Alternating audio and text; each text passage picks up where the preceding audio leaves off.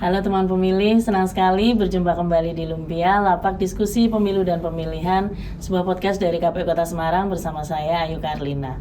Teman pemilih, pernah nggak sih kebayang di benak teman pemilih dari selembar kertas suara menjadi seorang pemimpin di masa depan? Nah, untuk itu teknisnya bagaimana, kita akan berbincang dengan narasumber kita yang merupakan nahkoda begitu ya Pak ya, Divisi Teknis Penyelenggaraan Pemilu di Jawa Tengah. Nah, kita sambut dengan hangat Bapak Muhammad Makrus, Ketua Divisi Teknis Penyelenggaraan KPU Provinsi Jawa Tengah. Ya. Baik, selamat datang Pak Makrus. Ya, makasih Mbak. Ya, baru pertama kali ya Pak ke Lumpia ya Pak ya? Sebenarnya baru kali ini sampai sini sih. Kalau dulu kan kantornya di depan Tugu Muda Iya. ya, udah beda sekarang. Lebih dekat ya Pak, sekarang agak jauh sedikit. Baik Pak, sebelum kita masuk ke obrolan, kita ice breaking dulu ya Pak di segmen ngangetin lumpia. Nah, kan harapannya kalau lumpia hangat tuh kan renyah ya Pak, lebih renyah dan enak gitu. Nah, ini kalau teknis pemilu tuh diibaratkan proses pembuatan lumpia nih Pak. Menurut Bapak tuh yang paling krusial saat ngisi rebungnya atau bungkus kulitnya atau bahkan gorengnya. Nah, ini menurut Pak Makrus yang mana nih Pak? Ini kalau lumpianya ya. Iya. Sebenarnya kalau saya lewat-lewat jalan tuh di Semarang tuh ada yang bilang lumpia, ada yang bilang lumpia. Oh, iya. Sebenarnya yang benar yang mana nih? Kalau di sini lumpia Pak. Lumpia ya, M ya, pakai Iya, M pakai ya. M. Kalau saya sih karena langganan itu yang di perempatan soto itu loh. Soto Kan, mana Pak? Bangkong Oh, ya kan Bangkong, ada itu ya. ya.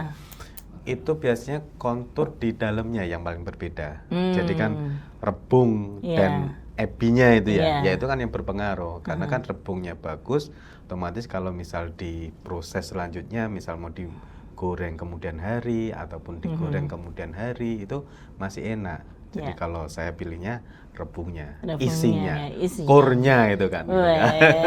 Kita berikan aplaus ya teman pemilih ya. Berarti isi menentukan rasanya ya Pak ya. Baik, ini penggemar lumpia juga ya Pak? Iya. Oke, ini Pak sebelum ke pertanyaannya lebih serius ya Pak ya, mungkin bisa diceritakan pada teman pemilih Pak perjalanan karir Pak Makrus sebagai penyelenggara dari awal hingga saat ini menjabat sebagai Kadif Teknis Penyelenggaraan. Kalau saya di penyelenggara pemilu itu kan sebelum di Provinsi Jawa Tengah saya sempat di KPU Grobogan, gitu kan di sana ikut pemilu 2019 berarti kan di 2019 sama Pilkada 2020.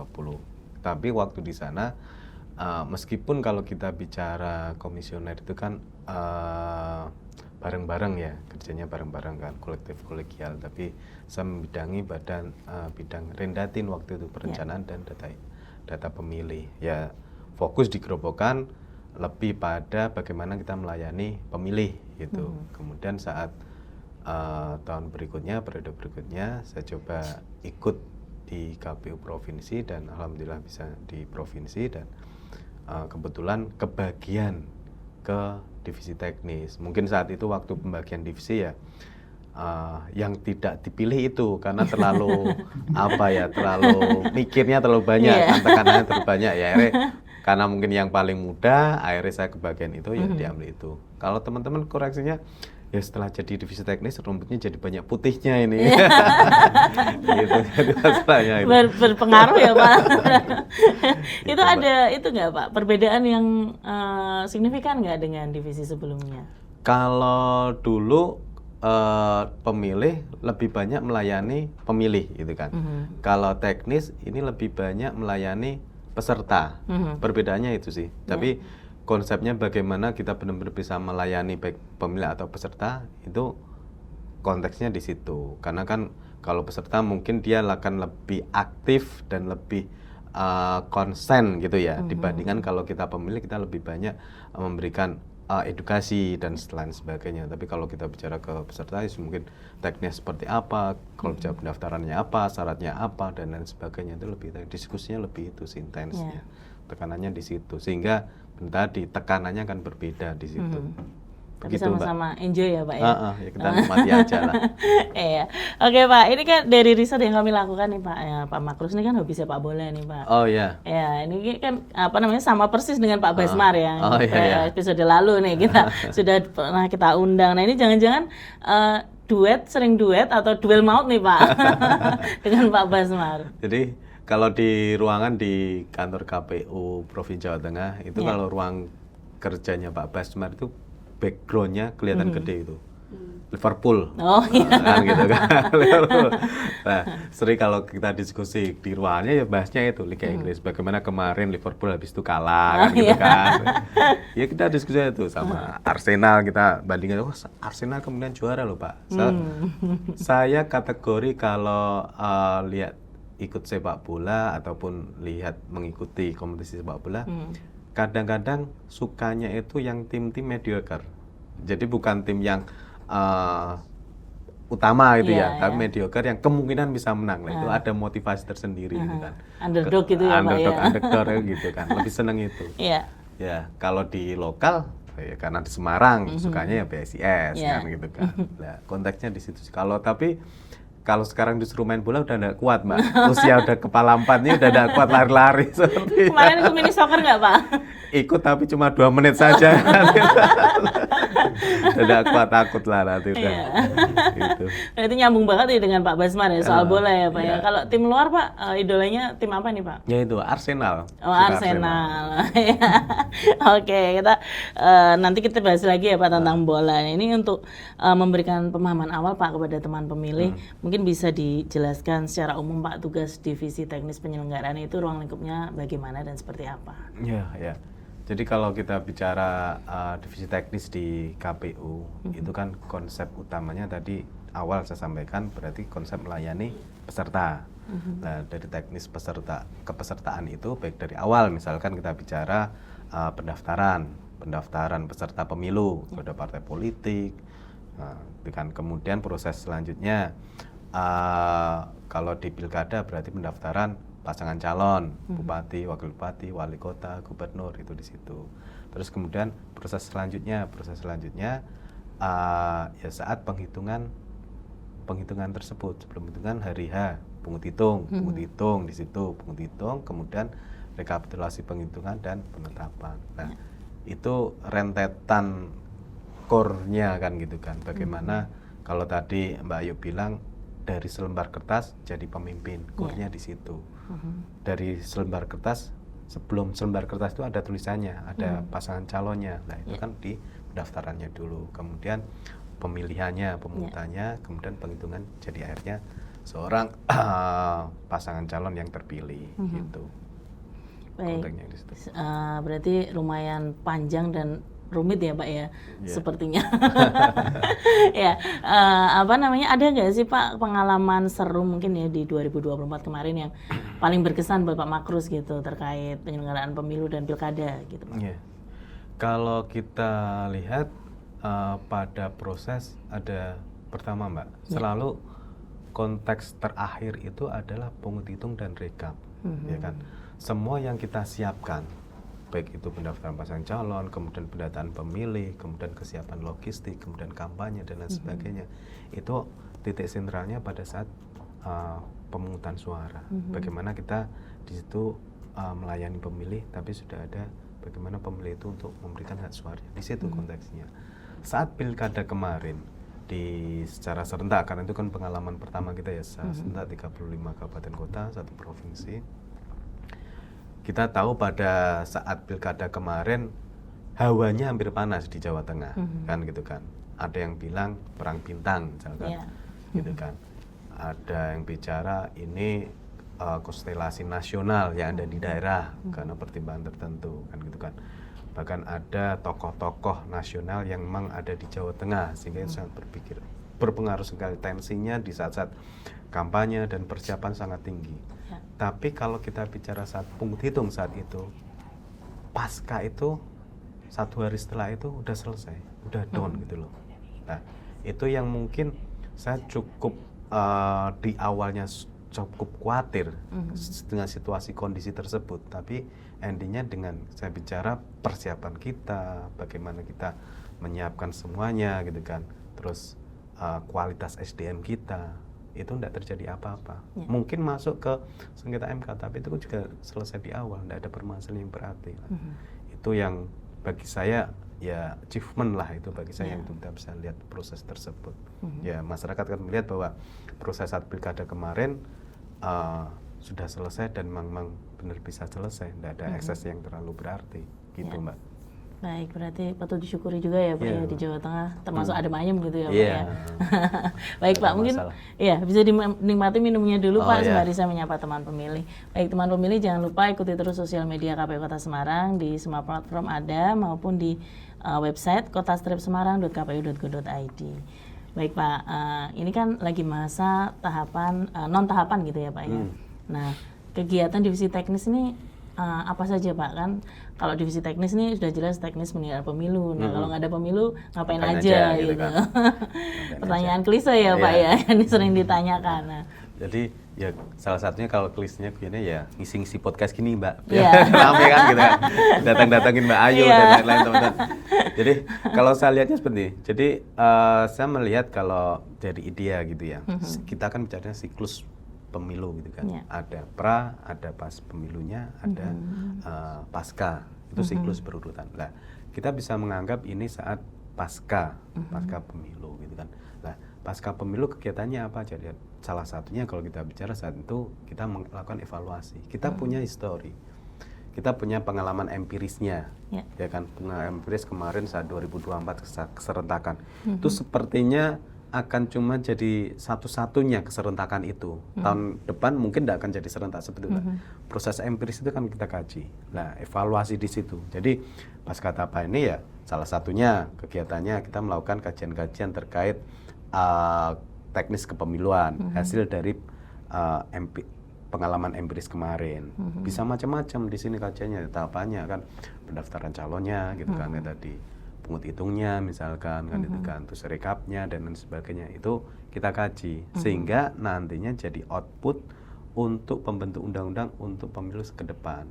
Oh bagusnya seperti loh, kemarin ada masalah seperti loh. Kayak tadi kekhawatiran kita misalkan pungut hitung akan bermasalah misalkan, kesiapan kita. Nah itu kita diskusikan, kita kaji untuk nanti ke depannya menjadi masukan pembuat undang-undang. Itu satu. Kedua, mungkin yang udah biasa kita lakukan dan memang itu menjadi amanat kita gitu kan, saat penetapan calon terpilih salah satunya adalah ketika ada proses penggantian antar waktu anggota dewan. Kan kita tidak mungkiri anggota dewan yang setelah kita tetapkan setelah lantik ternyata tidak memenuhi syarat kemudian hari, misalkan meninggal dunia kan kita ada hubungan. Itu kan tetap prosesnya lewat di KPU dulu. Siapa sih calon pengganti selanjutnya kan gitu kan. Rekomendasi memang dari DPR gitu kan. Dari DPR menyurati ke kita, ada menginformasikan bahwa ada salah satu anggota DPR yang meninggal dunia misalkan. Kemudian siapa calon penggantinya lah. Di situ kita melakukan verifikasi ulang. Siapa sih perolehan suara berikutnya gitu kan dari partai tersebut. Nah, baru kita kembalikan ke DPR. Ini loh si B untuk penggantinya. Itu untuk pengganti antar waktu. Kemudian mungkin satu lagi yang esensi yang bisa saya sampaikan itu terkait pendaftaran pekerjaan di awal, pendaftaran partai politik, gitu kan. Pendaftaran partai politik itu kan juga diamanatkan di situ, di PKPU diamanatkan untuk melakukan pemutahiran data partai politik secara berkelanjutan. Kita tidak mungkiri kalau kita bicara partai politik kemarin saat pemilu 2024, kemudian dalam prosesnya itu kan pasti juga mengalami dinamika sendiri, misalkan pergantian kepengurusan kan gitu kan, ada misalnya melewati kongres dan lain sebagainya, pergantian kepengurusan, kemudian berubah kantornya kayak KPU Kota Semarang ini dulu di depan Tugu Muda, sekarang di Jalan Kartini misalkan, lah itu kan tersampaikan ke kita ke penyelenggara pemilu ataupun terkait anggotanya lah, hal tersebut yang harusnya terupdate ke kita sampai kita, sehingga nanti kalau ada informasi-informasi kita mudah untuk menyampaikan. Kan tidak lucu misal ternyata misal kita bicara KPU Kota Semarang udah pindah tempat tapi tidak ngabarin, nanti ada Iya. orang datang sampai ke Tugu Muda lagi, kan lucu lagi, loh nyari nih ternyata KPU-nya udah tutup ini kan, Iya. gitulah. Itu yang diupdate. Jadi itu ada setidaknya ada 3 kegiatan besar yang selalu dilakukan di kegiatan pasca tahapan ini. Ya, untuk ke kabupaten kota sendiri Pak, ini kan kalau divisi teknisnya saya lihat nih belum ada agenda Zoom rutin ya Pak ya, Oh, ya. seperti divisi lain. Nah itu gimana Pak? Mungkin mau ada diagendakan atau gimana? Jadi kalau kita memahaminya tidak cuma dalam diskusi Zoom secara daring saja, tapi kita intens memang selalu memberikan komunikasi. Jadi kan komunikasi tidak selalu dalam Zoom, tapi ke dalam komunikasi grup misalkan, Yeah. gitu kan.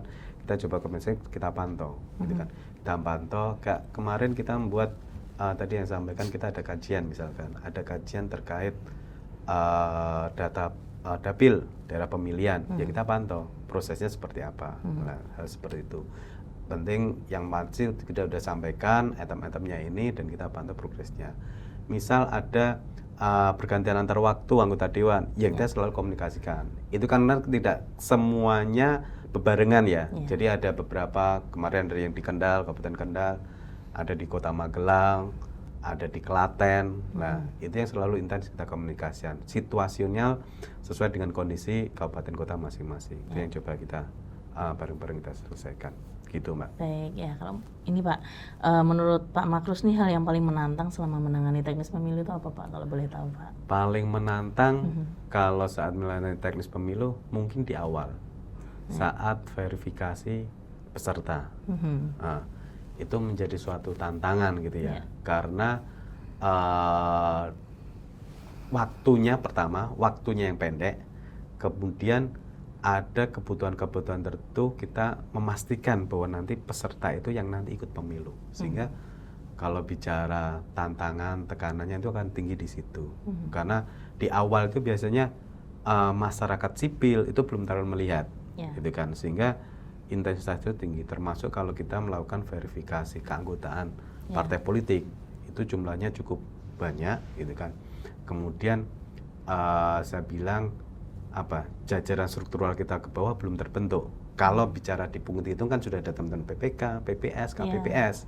Tapi kalau waktu di verifikasi partai politik itu belum ada, PPK belum ada, sehingga ya itu memang kalau bicara dengan keterbatasan SDM yang cukup sedikit gitu ya teman-teman. Apalagi itu yang mengalami teman-teman kabupaten kota pasti kan, yang langsung harus turun ke lapangan langsung, exercise gitu kan lah. Di situ sih tantangan yang paling berat sepertinya di situ.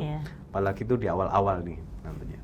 Menantang gitu, ya Pak, Fermin dan Verfak ya Pak. Ya, dinamikanya cukup banyak di situ. Iya, baik Pak. Kalau ini Pak, kan banyak anggapan sekali nih untuk pemilu nih, suaranya itu kan bisa diutak-atik begitu ya Pak ya, anggapan masyarakat seperti itu. Nah, bagaimana mekanisme untuk memastikan proses penghitungan suara itu berjalan akurat dan transparan kepada masyarakat? Iya, cukup menarik kalau kita bicara pelaksanaan pemilu 2024 sama pilkada 2024, berbeda ketika bicara 2019. Perkembangan yang paling bagus adalah pemanfaatan teknologi informasi, gitu kan. Di 2024 meskipun saya bilang Sirekap masih ada kendala, gitu kan, tapi itu dalam bentuk transparansi cukup bisa dinikmati semua orang, gitu kan. Bagaimana masyarakat yang tidak ada di TPS, yang tidak ada di lokasi TPS, yang tidak mengikuti proses penghitungan, pemungutan gitu kan, tapi dia bisa mengakses informasi tersebut, bahkan dengan gadget mereka, di kamar, di rumah, itu bisa akses. Itu bentuk transparansi yang tinggi gitu kan. Nah, tinggal saat itu di pilkada baru ada perbaikan yang signifikan, sehingga data-data cukup valid dan cukup bisa, bukan dalam artian valid berbeda dengan pemilu 2024, tapi valid dalam artian bisa dipahami masyarakat secara langsung. Berbedanya di situ kan, biasanya masyarakat tidak tahu, oh ini salah deh, asal gitu aja, tapi baca dan memahaminya itu kan berbeda, kan gitu kan. Itu. Kedua adalah pengembangannya bagaimana teman-teman, kita kan bicara rekapitulasi berjenjang. Rekapitulasi berjenjang saat ini, saat pilkada dan pemilu kemarin ditingkatkan dengan adanya fasilitas live ya, live streaming, betul. baik itu di tingkat kecamatan ataupun bahkan di tingkat kabupaten kota, sehingga itu benar-benar bisa memperlihatkan situasi di rapat pleno tersebut, gitu kan. Nah, hal ini yang menjadi bentuk transparansi yang cukup tinggi gitu ya. Mungkin pengembangan kedepannya gimana ya? Coba apakah live streaming ini bisa ditingkatkan lebih lanjut lagi kan, gitu kan? Bisa masyarakat benar-benar bisa mengakses dengan mudah, gitu kan? Gitu sih Mbak. Ya, berarti peran teknologi informasi itu sangat vital ya Pak ya di pemilu kemarin ya. Nah, itu betul nggak sih anggapan kalau dengan teknis pemilu saat ini tuh lebih dimudahkan daripada pemilu-pemilu sebelumnya karena teknologi informasi Pak? Ya, kalau menurut saya itu cukup membantu gitu kan. Tinggal bagaimana teman-teman SDM memanfaatkan itu secara maksimal ya, secara optimal. Teknologi Sirekap misalkan, bagaimana kita benar-benar bisa manfaatkannya. Kasus ketika di pemilu 2024, meskipun sudah diidentifikasi, ada kemungkinan bottleneck muncul di hari H ketika kita mengunggah informasi dari TPS, ya kapasitas tidak cukup dan lain sebagainya. Nah, bagaimana kita benar-benar bisa manfaatkan itu? Ataukah teman-teman nanti benar-benar bisa di BIMTEK gitu ya, teman-teman di KPPS benar-benar bisa di BIMTEK, bagaimana untuk mengakali dalam konteks memudahkan untuk itu upload, misal bagaimana itu datanya bisa lebih kecil dan lain sebagainya, waktunya dan hal tertentu tersebut ya. Jadi teknologi ada untuk membantu kita, pelakunya, aktornya juga bisa memahami bagaimana program ini, teknologi ini berguna secara optimal maksimal sehingga bagus bisa jalannya. Gitu sih Mbak. Untuk backup manual juga harus tetap ada ya Pak tentunya. Itu makanya kan di posisi itu untuk backup manual pun juga teman-teman melakukan kontrol di situ juga gitu. Baik Pak, ini yang ada yang ingin Bapak sampaikan nggak Pak kepada teman pemilih mungkin supaya lebih paham dan percaya dengan proses berjalannya pemilu ini Pak? Jadi kalau kita bicara kepada masyarakat secara keseluruhan gitu ya monggo silahkan aja. Pertama sih kalau di era sekarang pastikan ketika cari informasi yang valid, kan. Kalau penyelenggaraan pemilu ya bagusnya carinya di KPU kan, gitu kan. Toh kita juga terbuka untuk umum kan, informasi kita terbuka. Ya silakan aja datang, gitu kan. Ketika membutuhkan informasi yang itu merasa diragukan, cek ke kita. Kedua tadi yang saya sampaikan prosesnya, kalau prosesnya kan bicara ini transparan sudah jalan ya, udah bagus, kita ada live streaming di teman-teman rekapitulasi di tingkat bawah, ya kan, kemudian di tingkat atas gitu kan, dan akses informasi yang tidak terbatas kepada masyarakat itu ya masyarakat bisa melihat di situ. Contoh kasus kalau kita mungkin yang sedikit viral saat ini persyaratan calon misalkan, persyaratan calon kan sebenarnya saat kita melakukan pendaftaran pasangan calon itu juga dokumen tersampaikan, gitu kan, kita buka pengumuman di situ. Jika pasangan calon yang kita umumkan ini yang mendaftar, gitu kan, ada suatu yang janggal yang tidak bisa kita akses masyarakat tapi bisa tersampaikan lah. Itu bentuk bagaimana kita melakukan partisipasi publik kepada kita. Bentuk partisipasi publiknya seperti itu. Ya sebenarnya prosesnya udah jalan bagus kalau kita mulai. Gitu. Baik Pak, mungkin bisa diberikan sedikit kisi-kisi atau bocoran Pak untuk persiapan 2029 nih kira-kira seperti apa gitu Pak? Kisi-kisi dan jawaban untuk pelaksanaan pemilu.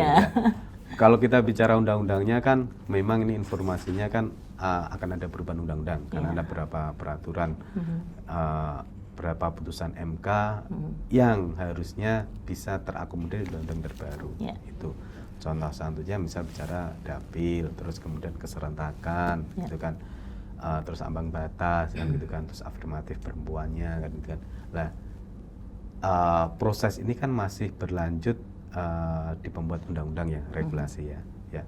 Kita sebagai penyelenggara pemilu yang tadi saya sampaikan punya pengalaman empiris pelaksanaan 2024, ini yang coba kita kaji. Ya kita kaji, kita masih kajian secara internal, kajian internal yang nanti akan kita sampaikan ke pembentuk undang-undang. Ya, kita masih menunggu sih Mbak terkait itu. Takutnya kita statementnya berbeda malah. Yang pasti yang kita kerjakan, kita melakukan kajian berdasarkan empiris pengalaman kita yang kita akan olah, kita sampaikan membuat undang-undang.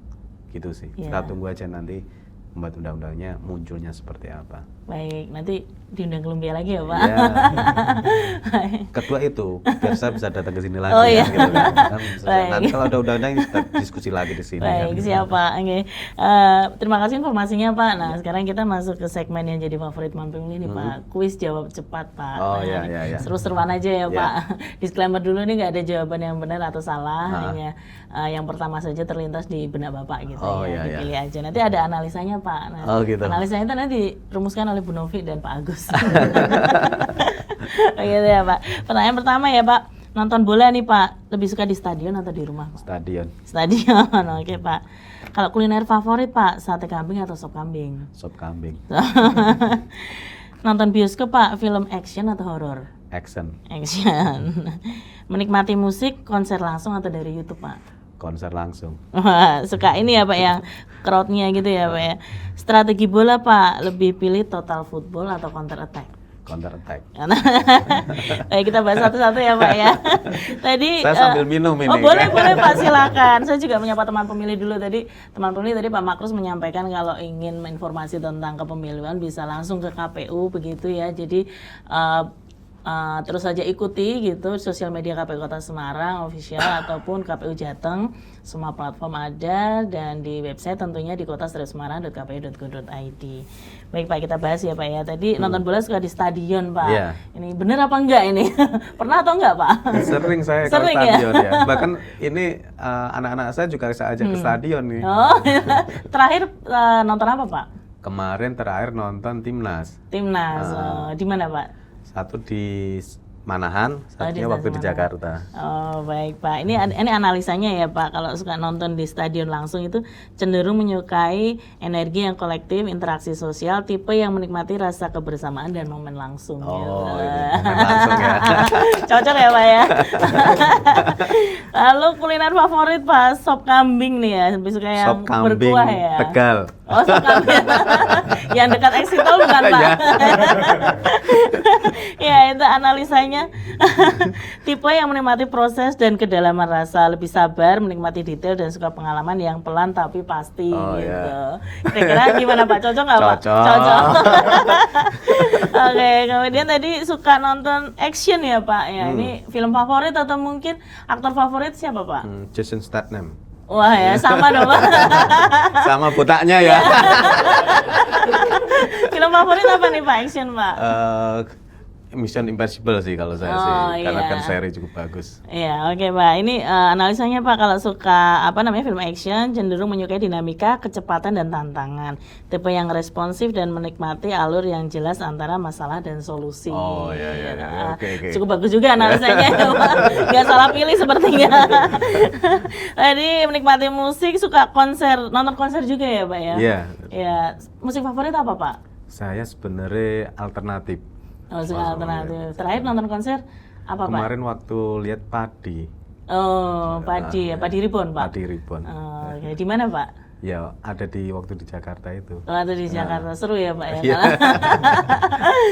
Oke, analisanya Pak, suka pengalaman nyata dan tipe yang ekspresif, menikmati kebersamaan dalam momen besar. Wah, gitu. Lebih suka crowd konser, seru ya Pak ya?